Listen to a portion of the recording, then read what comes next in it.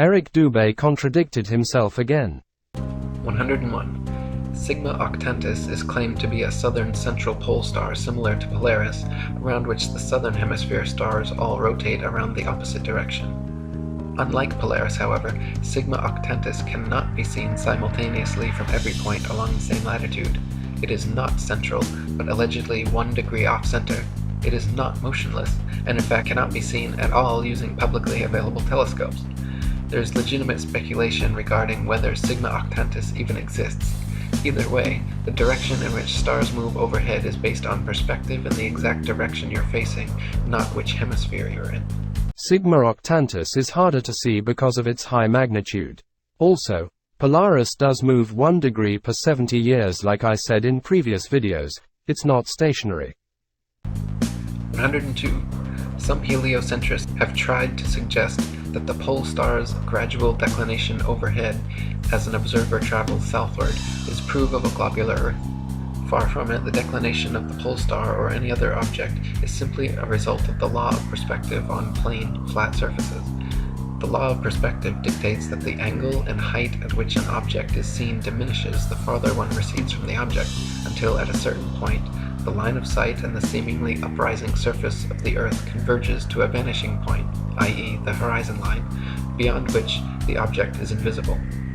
In the ball Earth model, the horizon is claimed to be the curvature of the Earth, whereas in reality, the horizon is known to simply be the vanishing line of perspective based on the strength of your eyes, instruments, weather, and altitude. 103.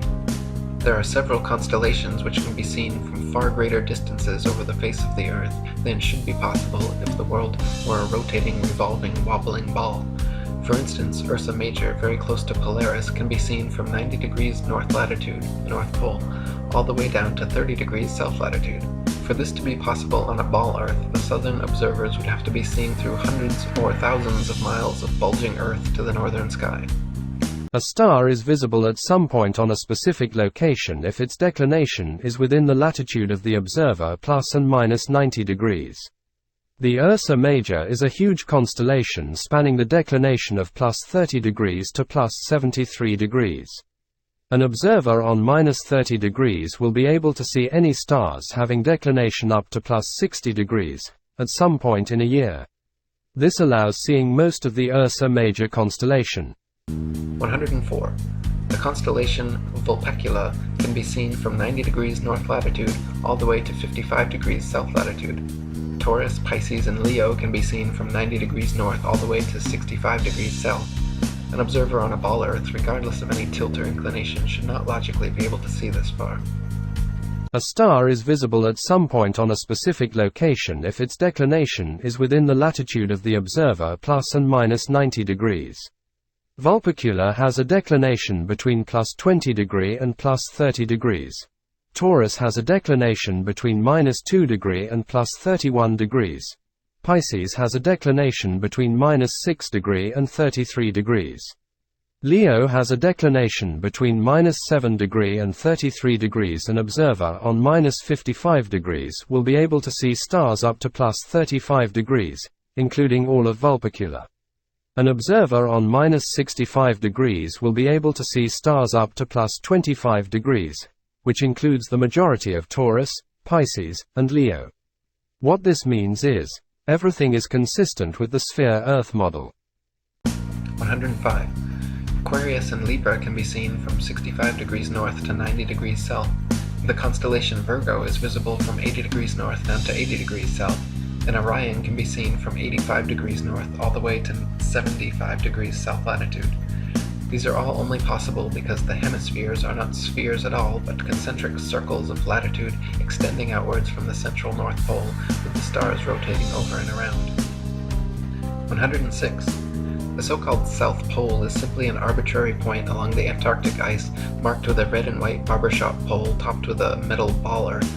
The ceremonial South Pole is admittedly and provably not the actual South Pole, however, because the actual South Pole could be demonstrably confirmed with the aid of a compass showing north to be 360 degrees around the observer.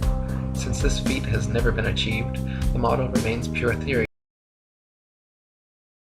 along along with the establishment's excuse that the geomagnetic poles supposedly constantly move around, making verifications of their claims impossible. 107. Ring magnets, of the kind found in loudspeakers, have a central north pole with the opposite south pole actually being all points along the outer circumference.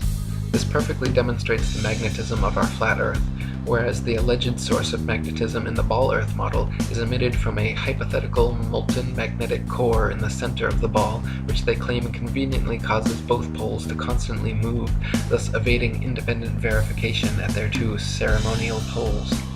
In reality, the deepest drilling operation in history, the Russian Kola Ultra Deep, managed to get only 8 miles down. So the entire ball Earth model taught in schools showing a crust, outer mantle, outer core, and inner core layers are all purely speculation, as we have never penetrated through beyond the crust. 108.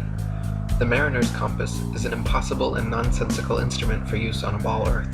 It simultaneously points north and south over a flat surface, yet claims to be pinpointing two constantly moving geomagnetic poles at opposite ends of a spinning sphere originating from a hypothetical molten metal core. If compass needles were actually drawn to the north pole of a globe, the opposing south needle would actually be pointing up and off into outer space. 109. There are no fixed east or west points, just as there is no fixed south. The north central pole is the only proven fixed point on our flat Earth. The south being all straight lines outwards from the pole, east and west being concentric circles that cause right angles 90 degrees from the pole. A westerly circumnavigation of Earth is thus going around with the Polaris continually on your right, while an easterly circumnavigation is going around with the Polaris always at your left. 110. Magellan and other east-west circumnavigations of Earth are often quoted as proof of Apollo. The actual fact, however, sailing or flying at right angles to the North Pole and eventually returning to one's original location is no more difficult or mysterious than doing so on a globe. Just as an Arctic compass can place its point on a flat piece of paper and trace a circle either way around the pole, so can a ship or plane circumnavigate a flat Earth. 111. Since the North Pole and Antarctica are covered in ice and guarded no-fly zones, no ships or planes have ever been known to circumnavigate the Earth in north-south directions. The only kind of circumnavigation which could not happen on a flat Earth is north and southbound, which is likely the very reason for the heavily enforced flight restrictions. The fact that there is yet to be a single verified north-to-south circumnavigation of Earth serves as standing proof the world is not a ball. 112. The sun brings noon to every time zone as it passes directly overhead every 15-degree demarcation point, 24 times per day, in its circular path over and around the Earth. If time zones were instead caused by the uniform spinning of the ball Earth around the sun, every 6 months, as Earth found itself on the opposite side of the sun, clocks all over Earth would have to flip 12 hours. Day would be night, and night would be day. 113. The idea that people are standing, ships are sailing, and planes are flying upside down on certain parts of Earth, while others tilted at 90 degrees and all other impossible angles, is complete absurdity. The idea that a man digging a hole straight down could eventually reach sky on the other side is ludicrous.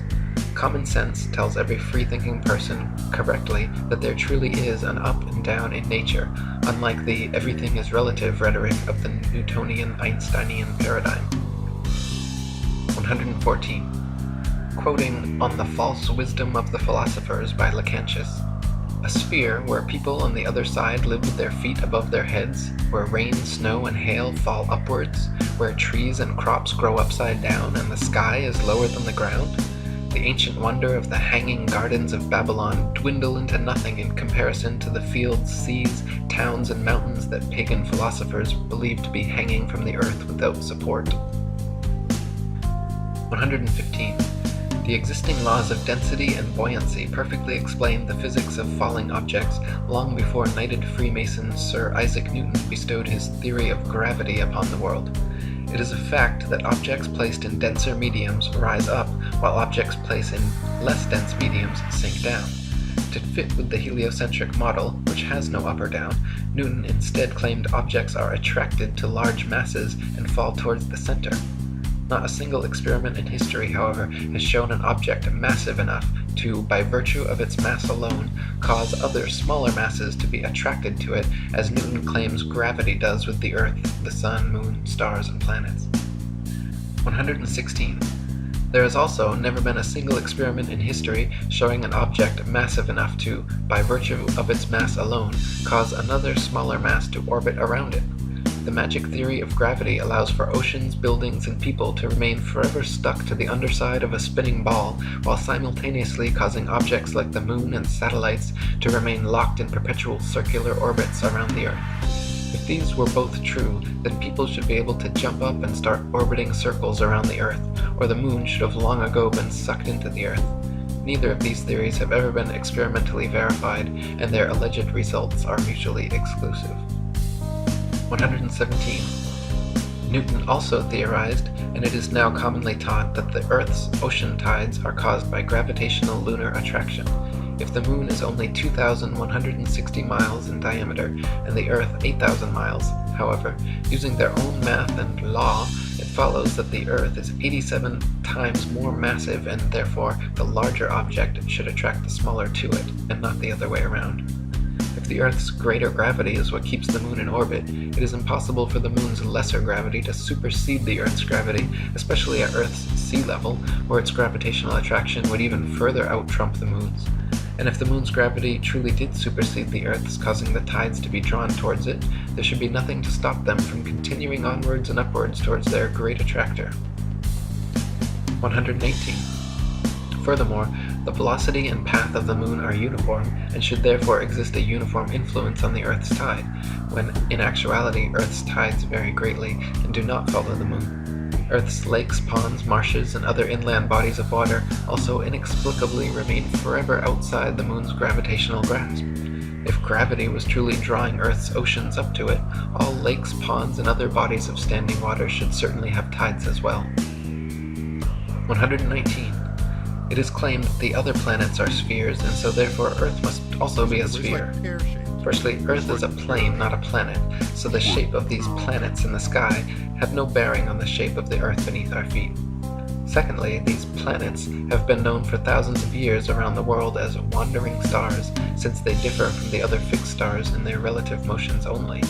When looked at with an unprejudiced naked eye or through a telescope, the fixed and wandering stars appear as luminous disks of light, not spherical terra firma. The pictures and videos shown by NASA of spherical terra firma planets are all clearly fake computer-generated images and not photographs. 120.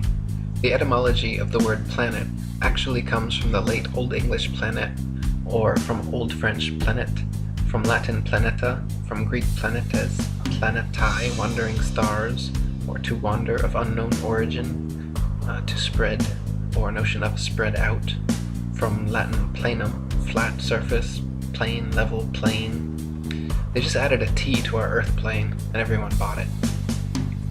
121. When you observe the Sun and Moon, you see two equally sized equidistant circles tracing similar paths at similar speeds around a flat stationary Earth. The experts at NASA, however, claim your common sense everyday experience is false on all counts. To begin with, they say the Earth is not flat but a big ball, not stationary but spinning around 19 miles per second. They say the Sun does not revolve around the Earth as it appears, but Earth revolves around the Sun. The Moon, on the other hand, does revolve around the Earth, though not east to west as it appears, rather west to east, and the Sun is actually 400 times larger than the Moon and 400 times farther away. You can clearly see they are the same size and distance. You can see the Earth is flat, you can feel the Earth is stationary, but according to the gospel of modern astronomy, you are wrong and a simpleton worthy of endless ridicule if you dare to trust your own eyes and experience. 122. Quoting Alan Daves, "If the government or NASA had said to you that the Earth is stationary, imagine that. And then imagine we are trying to convince people that no, it's not stationary, it's moving forward at 32 times rifle bullet speed and spinning at 1,000 miles per hour. We would be laughed at.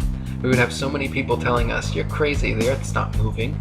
We would be ridiculed for having no scientific backing for this convoluted moving Earth theory. And not only that, but then people would say, oh, then how do you explain a fixed calm atmosphere and the Sun's observable movement? How do you explain that?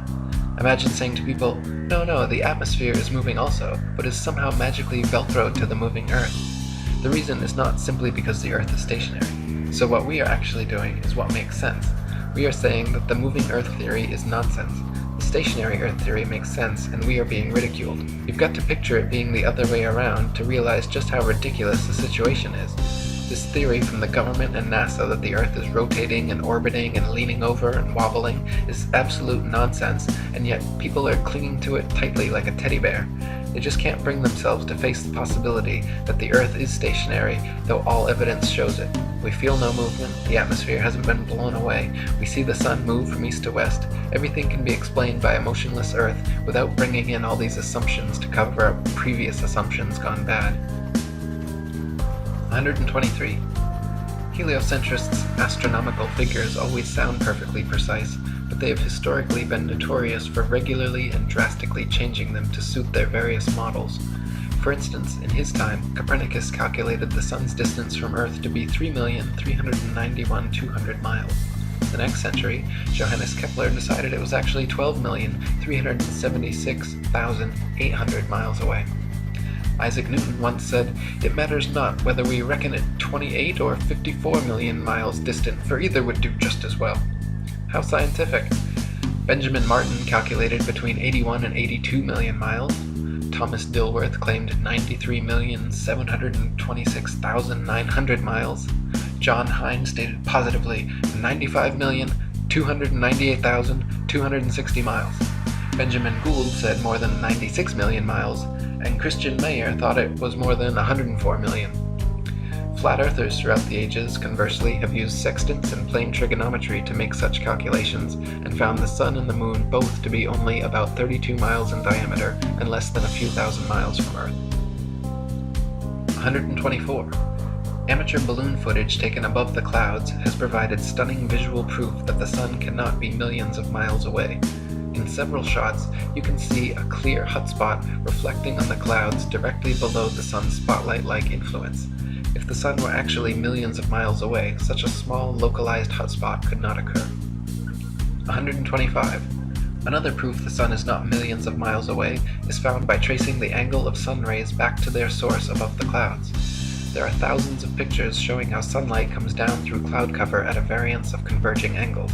The area of convergence is, of course, the sun, and is not millions of miles away, but rather relatively close to Earth, just above the clouds. 126. The sun's annual journey from tropic to tropic, solstice to solstice, is what determines the length and character of days, nights, and seasons. This is why equatorial regions experience almost year-round summer and heat, while higher latitudes north and especially south experience more distinct seasons with harsh winters. The heliocentric model claims seasons change based on the ball Earth's alleged axial tilt and elliptical orbit around the sun, yet their flawed current model places us closest to the sun, 91 million miles, in January, when it is actually winter, and farthest from the sun, 94.5 million miles, in July, when it's actually summer throughout most of the year. 127. The fact that the sun and moon's reflections on water always form a straight line path from the horizon to the observer proves the Earth is not a ball. If the Earth's surface was curved, it would be impossible for the reflected light to curve over the ball from horizon to observer. 128. There are huge centuries-old stone sundials and moondials all over the world, which still tell the time now down to the minute as perfectly as the day they were made. If the Earth, Sun, and Moon were truly subject to the number of contradictory, revolving, rotating, wobbling, and spiraling motions claimed by modern astronomy, it would be impossible for these monuments to so accurately tell time without constant adjustment. Time of day is determined by the apparent position of the sun. Thus, sundials should always be accurate. On the other hand, timekeeping devices that don't rely on the motion of the sun will require calibrations. 129. To quote William Carpenter, "Why in the name of common sense should observers have to fix their telescopes on solid stone bases so that they should not move a hair's breadth, if the Earth on which they fix them moves at the rate of 19 miles in a second?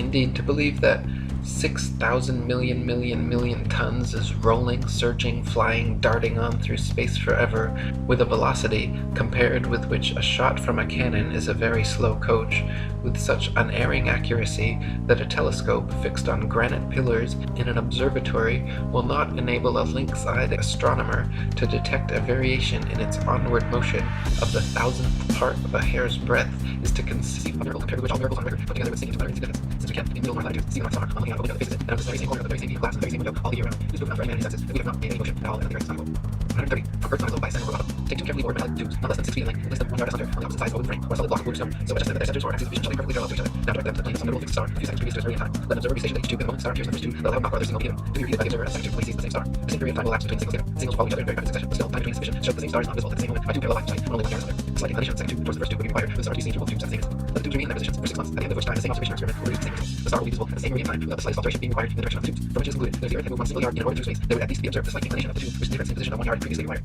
So as no such difference in the direction of the tube is required, the conclusion is unavoidable that in 6 months, a given meridian on the Earth's surface does not move a single yard, and therefore the Earth is not the slightest degree of orbital motion. 131.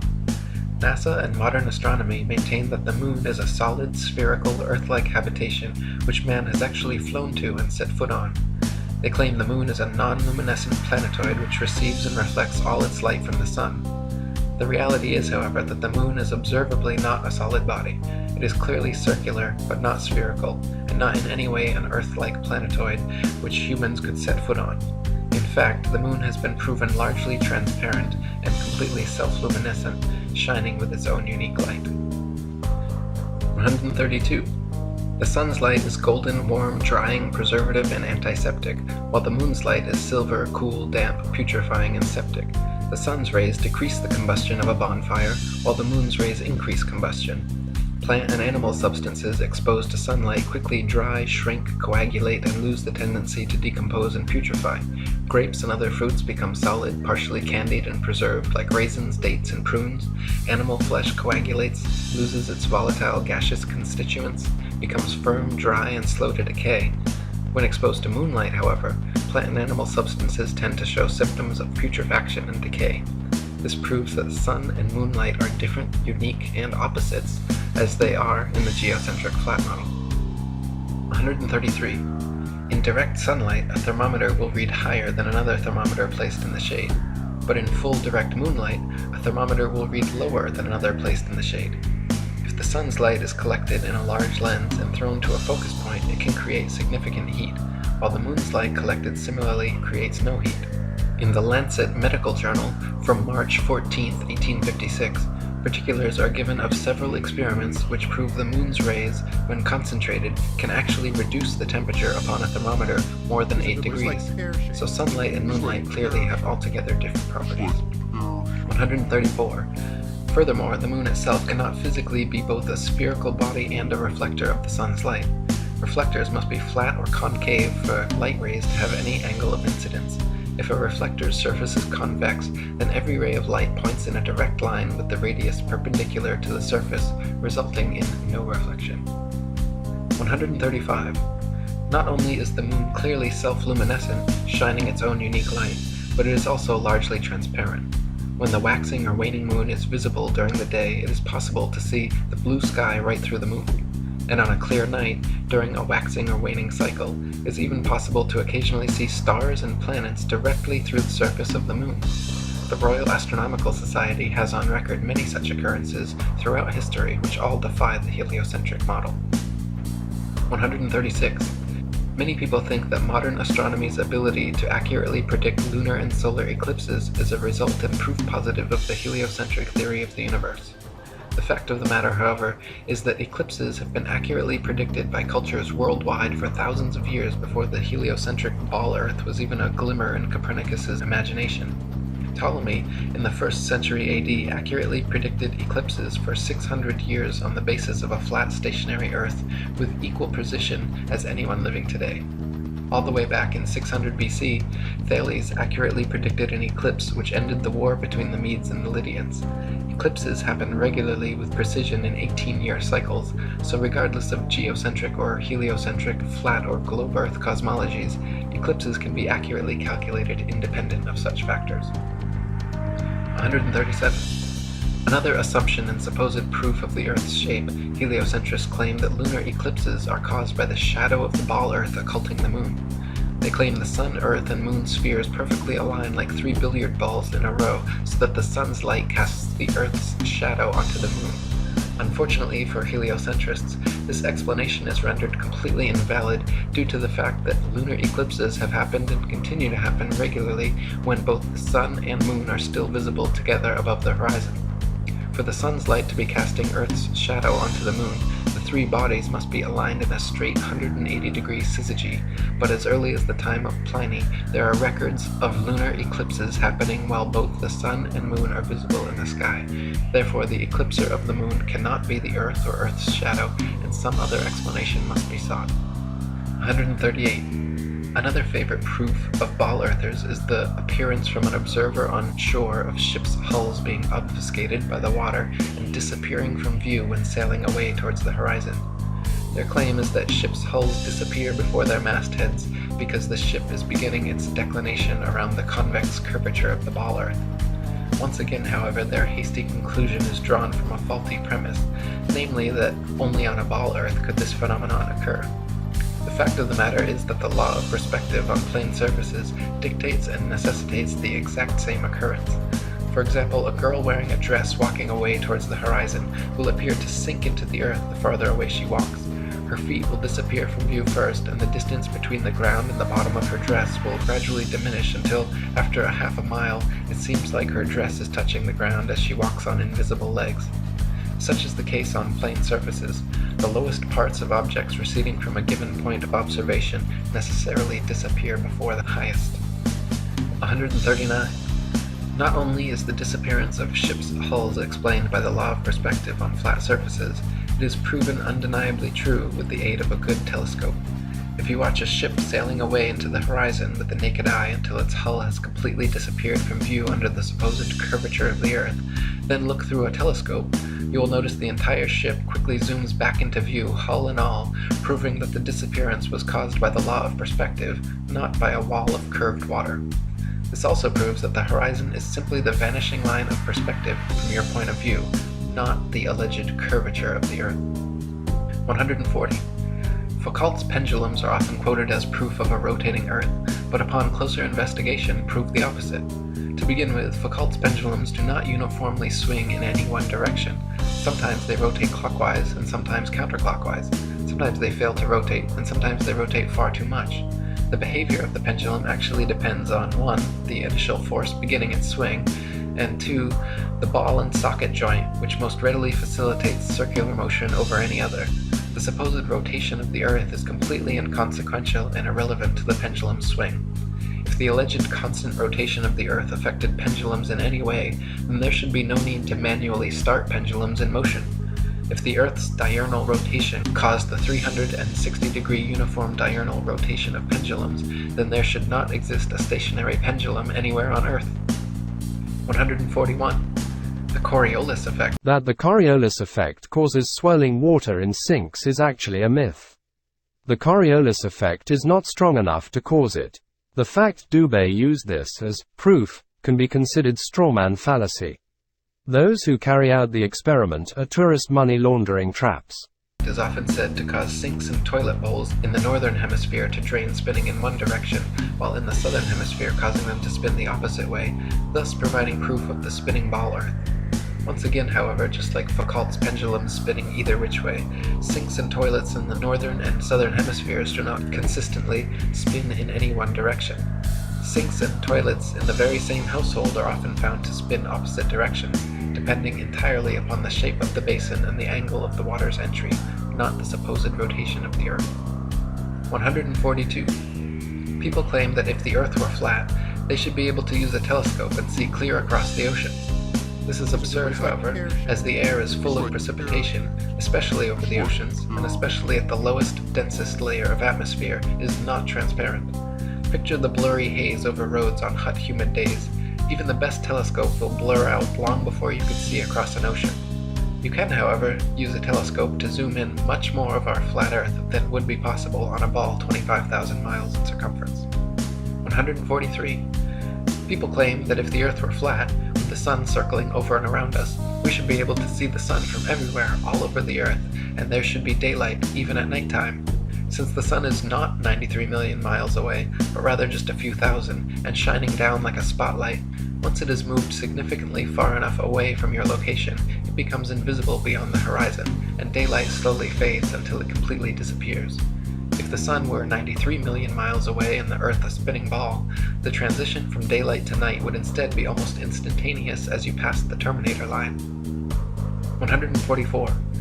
Pictures of the moon appearing upside down in the southern hemisphere and right side up in the north are often cited as proof of the ball Earth, but once again, upon closer inspection, provide another proof of the flat model. In fact, time-lapse photography shows the moon itself turns clockwise like a wheel as it circles over and around the Earth. You can find pictures of the moon at 360 degrees of various inclination from all over the Earth, simply depending on where and when the picture was taken. 145. Heliocentrists believe the moon is a ball, even though its appearance is clearly that of a flat luminous disk. We only ever see the same one face, albeit at various inclinations, of the moon, yet it is claimed that there is another dark side of the moon which remains hidden. NASA states the moon spins opposite the spin of the Earth in such a perfectly synchronized way that the motions cancel each other out, so we will conveniently never be able to observe the supposed dark side of the moon outside of their terrible fake CGI images. The fact of the matter is, however, if the moon were a sphere, observers in Antarctica would see a different face from those at the equator, yet they do not. Just the same flat face rotated at various degrees. 146. The ball Earth model claims the moon orbits around the Earth once every 28 days, yet it is plain for anyone to see that the moon orbits around the Earth every single day. The moon's orbit is slightly slower than the sun's, but follows the sun's same path from tropic to tropic, solstice to solstice, making a full circle over the Earth in just under 25 hours. 147. The ball Earth model claims the sun is precisely 400 times larger than the moon and 400 times further away from Earth, making them falsely appear exactly the same size. Once again, the ball model asks us to accept as coincidence something that cannot be explained other than by natural design. The sun and moon occupy the same amount of space in the sky and have been measured with sextants to be of equal size and equal distance, so claiming otherwise is against our eyes, experience, experiments, and common sense. 148. Quoting Earth Not a Globe by Samuel Rowbotham, it is found by observation that the stars come to the meridian about 4 minutes earlier every 24 hours than the sun, taking the solar time as the standard. This makes 120 minutes every 30 days and 24 hours in the year, hence all the constellations have passed before or in advance of the sun at that time.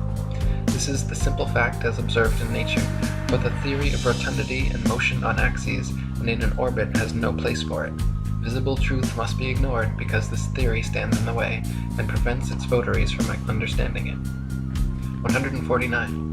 Throughout thousands of years, the same constellations have remained fixed in their same patterns without moving out of position whatsoever. If the Earth were a big ball spinning around a bigger sun, spinning around a bigger galaxy, shooting off from the biggest bang as NASA claims, it is impossible that the constellations would remain so fixed. Based on their model, we should, in fact, have an entirely different night sky every single night and never repeat exactly the same star pattern twice. 150. If Earth were a spinning ball, it would be impossible to photograph star trail time-lapses turning perfect circles around Polaris anywhere but the North Pole. At all other vantage points, the stars would be seen to travel more or less horizontally across the observer's horizon due to the alleged 1,000-mile-per-hour motion beneath their feet. In reality, however, Polaris's surrounding stars can always be photographed turning perfect circles around the central star all the way down to the Tropic of Capricorn. 2 days ago on Friday, I didn't have time to upload this video. Yesterday night while I was making the video, I made it to proof 120, before my eyes and head started to hurt, which is why this video was uploaded on Sunday instead of Friday nor Saturday. Anyways, thank you for watching how Dubé botched his model the third time.